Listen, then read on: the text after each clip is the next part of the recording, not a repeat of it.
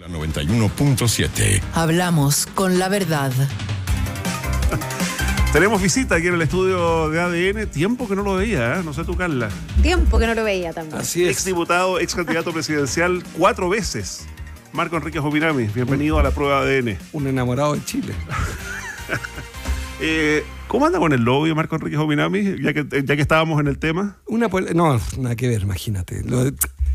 Yo creo que todo lo de Salaquet, nos referimos a eso, para entrar en aguas. Ya vamos a ir al testimonio personal, pero... ¿Usted no ha ido a la casa de Salaquet? No. Ya, hay que preguntarle a todo el mundo. Yo soy de los que encuentro que es como una polémica falsa. O sea, la contradicción, a mi juicio, está en la prédica, en la condición de arzobispo que se pusieron algunos del Frente Amplio diciendo que esto era un escándalo. Ahora, en lo factual, el pecado está en que él está registrado como lobista y que hace unas tertulias que no se registran. Es un pecado. A mí me parece el fondo de la discusión que es tratar permanentemente de dramatizar la necesidad de conversar. Lo feo es que sea un lobista que invite y nos diga y nos quieran convencer que fue, como dijo Insulza, esa barbaridad que dijo que era una reunión de vecinos. Sí. ¿Quién tendría que informar acá? ¿Tendría que informar Salaquet? ¿Tendrían que informar los ministros? ¿Tendrían que informar los empresarios? ¿Todos los anteriores?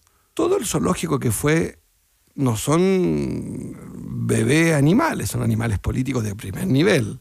Conocen la ley. Todos tienen golpes, cicatrices, han tenido cargos antes, son muy pocos los novedizos. Creo que la buena fe se sigue transparentado, sobre todo por la condición de lobista de Salaquet. O sea, tú estás en un registro y dice que tu actividad profesional es... Expliquémosle a la gente de qué se trata. No es lo mismo que tú y yo nos juntemos. Yo no soy autoría. Tú no eres autoría, yo no lo soy. Nos podemos juntar 47.000 veces.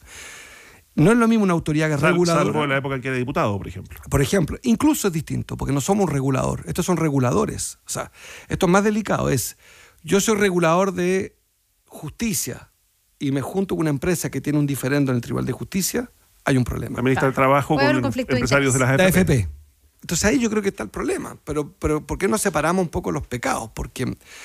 no todo es lo mismo, un tema es ese y otro tema es la necesidad de conversar. Pero la necesidad de conversar en la casa de alguien fuera del espacio público, no de cara a la ciudadanía, porque aquí no solo es si queda registrado o no queda registrado, la pregunta de fondo yo creo que la que todavía no se ha terminado de responder es ¿por qué ir a estas reuniones? Ayer la ministra del Interior decía, mire, yo fui con un grupo indeterminado de personas, ni siquiera los conocía, pero les fui a dar una charla y a contarles lo que está haciendo el gobierno. ¿Para qué? ¿Por qué la ministra del Interior tiene tiempo para eso? Digamos? Y no para ir a una junta de vecinos y no para... ¿Cuál es el incentivo yo comparto las dos preguntas, no están respondidas. ¿A cambio de qué? Porque algo hay entre medio. ¿Y por qué? Yo sí creo que, como pasa mucho con este gobierno, que uno puede cometer errores en la vida, pero después hay explicaciones. Y aquí siempre las explicaciones son peores que el error. Tú podrías decir, ¿sabe que sí? Cometimos un error, nos interesaba muchísimo una mesa de conversación para la ley tanto. Y cometimos un error, antes de frente.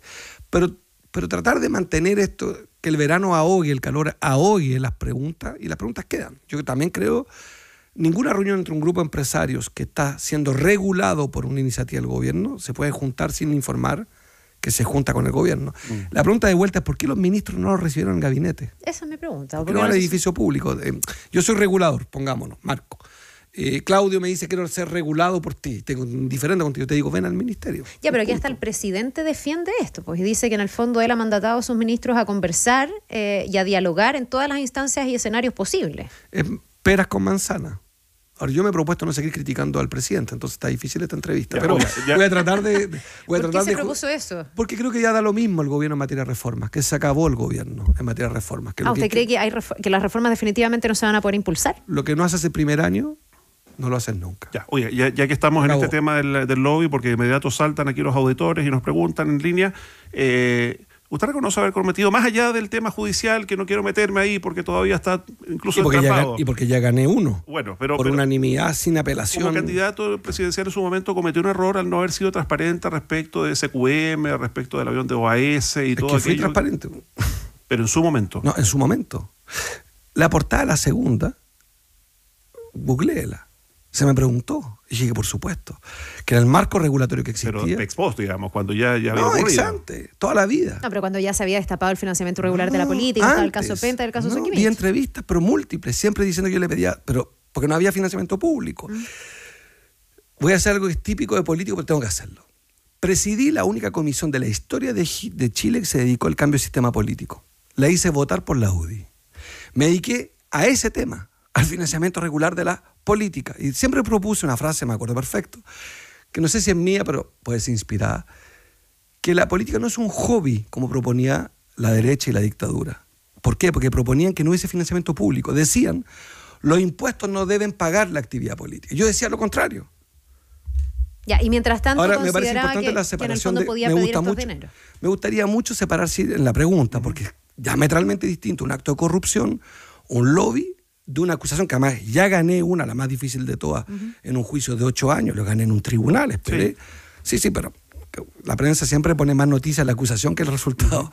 Esperé 8 años y lo gané por unanimidad de las juezas, 3-0, y la Fiscalía no apeló siquiera al fallo, a la sentencia inapelable, visto que no lo apelaron. Ya, pero un detalle. Entonces y ahora. O sea, no había delito. Es un error como Digo, no había candidato delito. aceptar donaciones. Está prohibido por la ley. Ya, pero fue un error en su momento. No, porque no había regulación.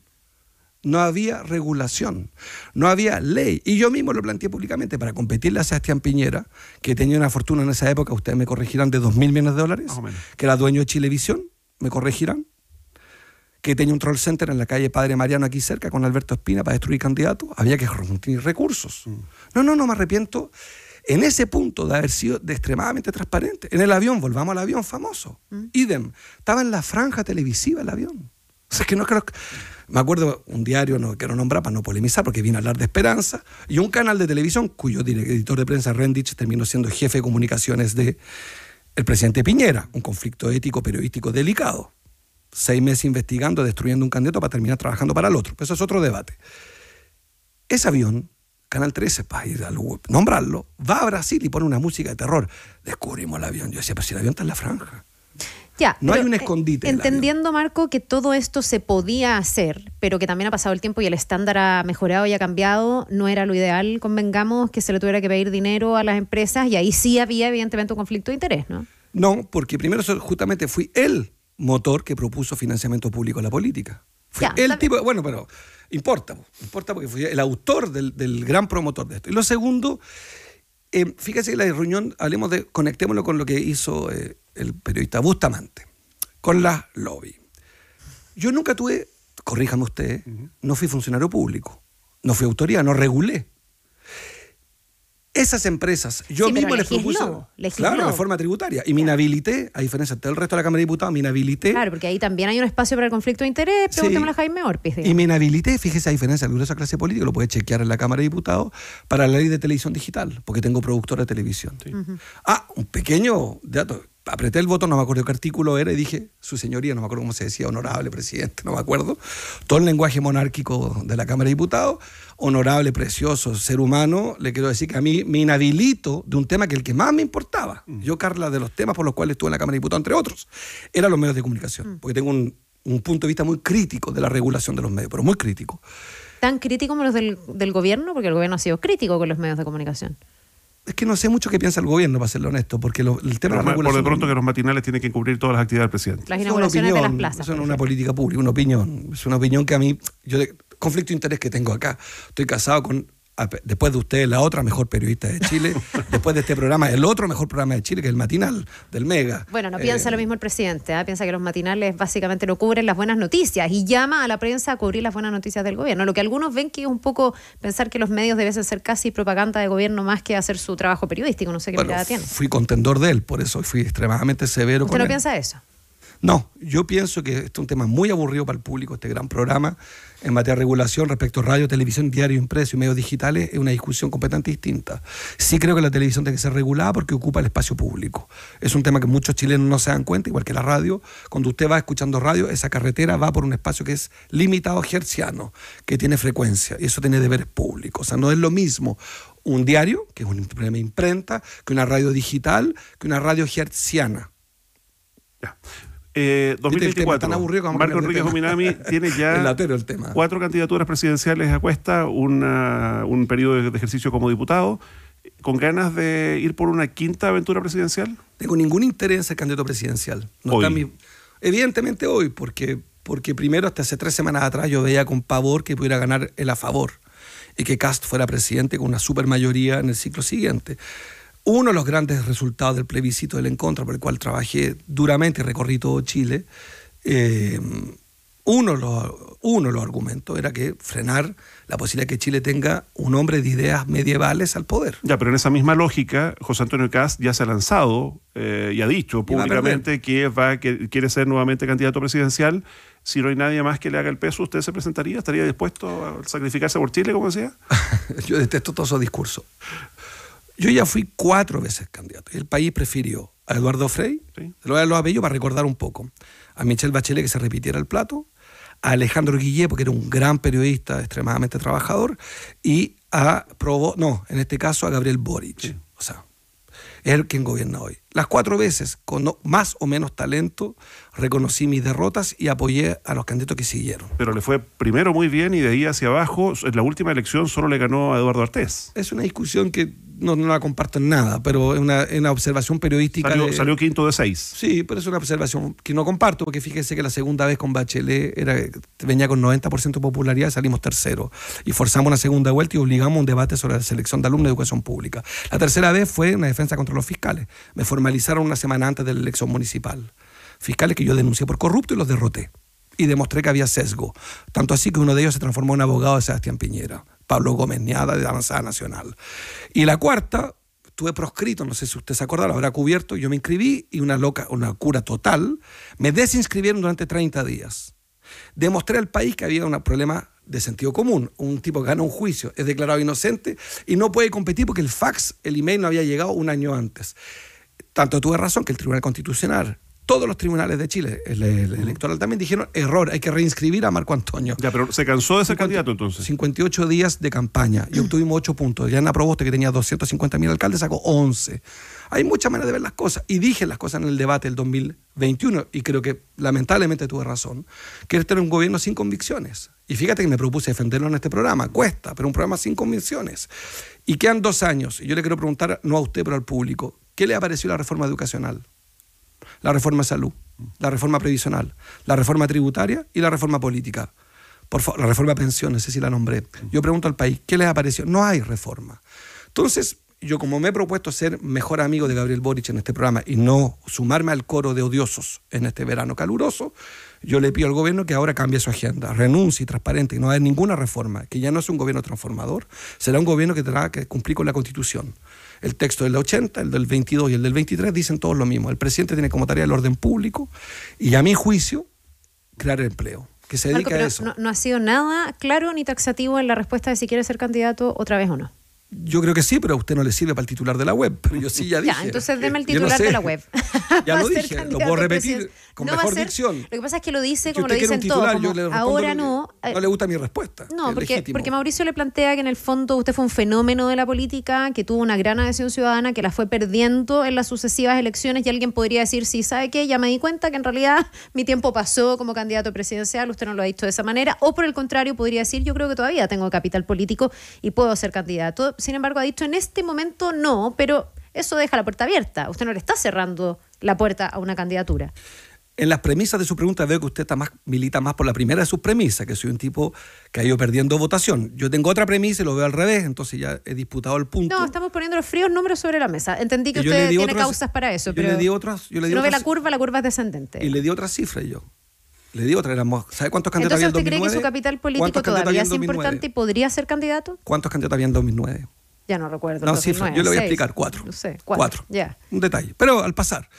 Y después, ¿sabe cuánto era en el 2017? 9. Ya. Esto para decirle que cifra contra cifra no le va a alcanzar su análisis. Pero mi respuesta, la vuelvo a dar, sé que no le gusta, pero lamento insistir en ella, es súper simple. Sin coquetería, simplemente con rigor, con mi derecho a responder. Hoy no tengo, y me parece un desatino, hablar de campañas presidenciales. Hay una elección intermedia, y esa es la diferencia entre buena parte de los auditores y quien le habla. Nosotros los que estamos en el debate público intenso, y agradecemos esta invitación acá, nos preocupa preparar el escenario que viene. Y hay una elección fundamental en octubre, que es súper aburrida, que tiene poca participación, que es gris. Alcaldes, gobernadores y concejales. Que a todo el mundo le da una siesta enorme. Sin embargo, es una elección que es predictiva. Y vuelvo a las cifras, a propósito que a usted le gusta ser rigurosa, a mí también. Todas esas elecciones fueron predictivas. Todo lo que ocurrió en esa fecha predijo la elección siguiente. Y yo creo que Chile tiene que cambiar, y el cambio hoy día en Chile está hipotecado porque el gobierno no hizo las cosas cuando las tenía que hacer, y que ahora tenemos un gobierno transformado en un gobierno de administración, y las banderas que abraza Gabriel Boric siguen siendo las mismas mías, pero están en el suelo, hay que levantarlas. Justicia social, educación pública gratuita, crecimiento con igualdad. Lo presentamos como exdiputado, ex candidato presidencial en 4 oportunidades. ¿En qué está hoy día Marco Enríquez Ominami? Coordino el Grupo de Puebla, que es una cosa que es muy poco conocida en Chile, que reúne a líderes de 21 países. Soy asesor de 2 universidades, una pública y una privada, argentina y española. Además, he ayudado a fundar un partido en el cual no milito, que me interesa mucho que le haya bien, Partido Patria Progresista. Además, doy conferencias. Eso, estoy hoy día... Lo vi también grabando un documental en la INSEE. También 3 documentales, si me permite, pero no quiero transformar... ¿Con ganas de ser candidato también en esa documental sobre, le explico rápido, sobre los fiscales que abusan de su poder y se meten en las elecciones, caso de Lula, Rafael Correa, Evo Morales y mi propio caso, factual, gente que fue condenada y después la Suprema reconoce que los fiscales eran corruptos. Otro documental sobre Venezuela, que es un tema muy complejo. Otro documental sobre liberar la palabra en Chile, que lo estoy filmando en Chile. Más 3 libros, uno con Pato Navia, que es, usted lo conocerá, un liberal, un politólogo, claro, y otro con Daniel Flores, que es un antropólogo que vive en Finlandia. Ya. ¿Y los documentales en Aysén con algún guiño político ahí también o no? No, eso ¿sabes qué divertido? Es que hoy una región me pregunta si voy a ser gobernador, senador de la región. Claro, mira, para ser más eficiente en mi respuesta. Yo he sido candidato a diputado y a presidente de Chile. Entré en política a los 30 años, creo, cuando venía del cine a la televisión. No tengo ninguna aspiración de tener un cargo público. Usted imaginará que en todos estos ciclos, que según Carla fueron desastrosos, según yo menos desastrosos, he tenido múltiples ofertas de cargo. ¿Usted cree que los últimos 14 años no he ocupado ningún cargo porque no me lo han ofrecido? Les respondo, ya que la pregunta no me la han hecho. Porque yo no he querido ni ser ministro, ni ser alcalde, ni ser gobernador, ni ser senador. Y me lo han ofrecido, se lo aclaro, mucho. Los partidos y distintas organizaciones. He dicho que no. No tengo necesidad de cargo para estar en esta radio. Prueba de eso es que me han invitado con un cariño inconmensurable sin tener ningún cargo. Bien, pues lo desastroso lo dijo usted, ¿no? Yo, mi última pregunta, Marco Enríquez Ominami, si usted ha cambiado su diagnóstico respecto de lo que ha pasado en Chile en estos últimos 4 años, porque para el estallido social, usted aplaudía el estallido social y usted aplaudía la primera línea, decía que le parecía muy bien lo que estaban haciendo. Recuerdo, sabes, que se interrumpió una ceremonia ahí en el ¿Me puedes citar eso que acaba de decir? ¿Me lo puedes citar? Se lo puedo googlear. No, googleelo, por favor. Lo voy a googlear porque hoy día lo leí. Porque las preguntas tienen que ir con cuña. Usted dijo que le parecía bien lo que estaba haciendo la primera línea. Incluso dijo que deberían ser o podrían ser invitados a la moneda. Se lo voy a buscar, Marco Enríquez, pero sea rigurosa en sus preguntas para responder rigurosamente. Eso no es cierto. Mientras se lo busco, contésteme si es que ¿usted sigue pensando eso, que el estallido social fue un buen proceso? ¿Usted cree que entonces usted no apoyó el estallido social? ¿No le parece que fue un buen proceso? Que va metiendo muchas afirmaciones que no son rigurosas. Hágame una pregunta que yo pueda responder fundada. Mi pregunta es si usted tiene un diagnóstico hoy día distinto del Chile que le escuchamos diagnosticar en sus campañas, en la época del estallido social. Yo le voy a decir lo que dije y lo que pienso. Que Chile, que el cemento sobre el cual marchó la gente fue la rabia contra la AFP, y que Sebastián Piñera, que está dispuesto a entregar todo menos a esa AFP, inventó un proceso constituyente. Que la primera línea había que dialogar, y estoy convencido que lo mismo se hace con la FARC, con distintos movimientos y grupos, y estoy convencido que hay que conversar con todos. Hoy día mismo el arzobispo de este país ha dicho con la Cámara que hay que conversar. En esa silla. Aquí lo dijo. Felicitaciones, sí. Gran programa, por eso les va tan bien. Mira, lo encontré. Usted dijo en el programa Mentiras Verdaderas de la Red que probablemente muchos de la primera línea no fueron a votar o votaron por otros candidatos, y dijo que si los de la primera línea entraron al Congreso y no hubo desmanes, demuestra que están dispuestos a conversar, entraron en paz, con aplausos y alegría. Entonces de repente vale la pena preguntarse si algo parecido a ellos deberían entrar a la moneda. A los que están protestando tendrán que sentarse con el presidente. ¿Usted sigue pensando eso? ¿Que la primera línea fue pacífica, que instaba a invitarlos a la moneda? No sé, lo que es distinto. Yo le dije que usted apoyaba la primera línea. No, eso no es apoyarla, pues. Bueno, rigurosa, pues. No dije eso. No, yo no dije que usted fue a tirar piedras con la primera línea. Digo que usted tenía una buena percepción de la primera línea. No dije eso. Usted dijo que era pacífica y que deberían ser invitados a la moneda. No. ¿Sigue pensando lo mismo? No. Primero, como usted ve, su formación, su pregunta fue tendenciosa y fue poco rigurosa. Ahora voy a responder lo que dice la cuña. Ya, a ver. Sí, yo estoy convencido que con la CAM, y que yo no soy gobierno. Si fuera gobierno, y estoy convencido que hay que hacerlo, que cuando hay grupos que desestabilizan al país hay 2 maneras. La mano dura, que no funciona solamente por sí misma.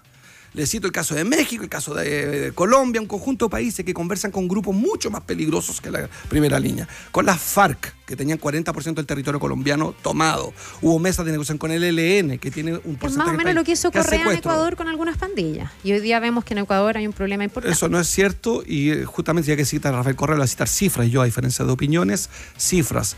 El índice de criminalidad, el más bajo de América Latina, fue con Rafael Correa en 2015-2016, más bajo, el segundo país más bajo del mundo, el más seguro de América Latina, disculpa. Así que no es cierto lo que usted dice. Que se pactó con pandillas, no me incluso consta. Personas... No, eso fue público conocimiento y hay declaraciones suyas. No es verdad. No es verdad, eso que usted afirma es una opinión, no es una pregunta, y si es una pregunta está mal formulada.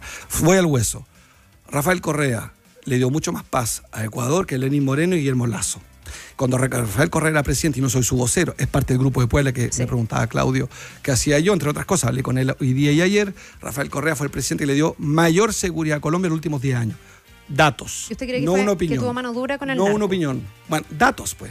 Le puedo decir que hoy día Ecuador está dinamitado y le va a pasar a Chile si seguimos siendo poco rigurosos los políticos en este debate, no los periodistas. Pero datos concretos. Se fue al carajo Ecuador desde que Rafael Correa se fue. Son los datos. Ahí está pero datos, no los míos, son los datos. El crimen se mide, Carla, por 100.000 habitantes. Usted puede googlearlo de nuevo y va a descubrir que dice 5 o 6 por 100.000 habitantes. Hoy día está en 17. Usted tiene razón respecto a la tasa de criminalidad. Ese es un Yo le estoy preguntando detalle. otra cosa, le estoy preguntando Si de pactó con pactar o no con las Eso pandillas. no es cierto, se lo digo, no me consta y no es cierto. Han inventado Correa como a mí una cantidad de cosas que se van instalando que son falsas. Ahora, la tarea de uno es pedirle, con mucho respeto al periodismo, que sea riguroso en sus formulaciones con datos. No hay pacto Rafael Correa, ni yo dije eso de primera línea. Sí creo que el estallido social, y me parece que hay una clase política cobarde del mundo del que yo vengo, que tira por la borda simplemente porque cambió el sentido común, porque hay más homicidio y crimen organizado y mezcla peras con manzanas. Hubo una rabia antiabuso que fue expresada de manera violentísima y buena parte de la gente que marchó vivió con esa idea. Corríjame usted que son periodistas más rigurosos que yo. El primer día se quemaron 70 estaciones de metro. Pocos días después había 1 millón de personas en la calle. No precisamente protestando por la violencia. Lo que yo digo es, seamos rigurosos. Ahí hubo un gran malestar que se condujo de una manera, a mi juicio, equivocada y perdimos 4 años.